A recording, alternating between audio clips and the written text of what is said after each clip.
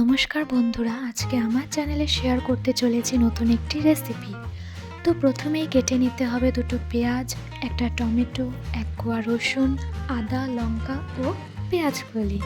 তারপর মশলা তৈরির জন্য নিয়েছি পেঁয়াজ, রসুন, লঙ্কা, আদা ও জিরে। এরপর আলু ও ছোলা সেদ্ধ করে নিলাম।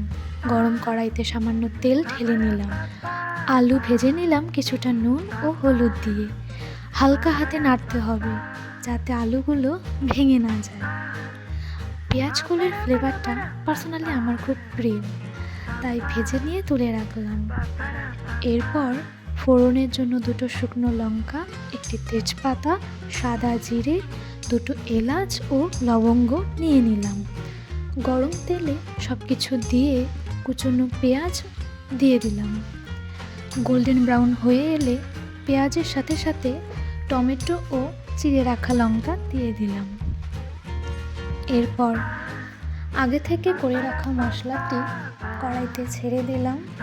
স্বাদ অনুযায়ী নুন ও চিনি দিয়ে দিলাম। মশলা কষানো হয়ে গেলে আলু, ছোলা, পেঁয়াজ কলি দিয়ে সুন্দরভাবে হালকা আঁচে রান্নাটি বসিয়ে রেখে পাশে ডিমের ঝুরি করে নিলাম। ভুলে গেলে চলবে না, ডিমের ঝুড়ো কিন্তু সুন্দরভাবে মেশাতে হবে। তো যাই হোক, রান্না তো প্রায় ফুরিয়ে এলো। এবার এতে সামান্য একটু গরম জল ঢেলে নামানোর আগে গরম মশলা দিয়ে দিলেই সুন্দর এই রান্নার রেসিপি তৈরি।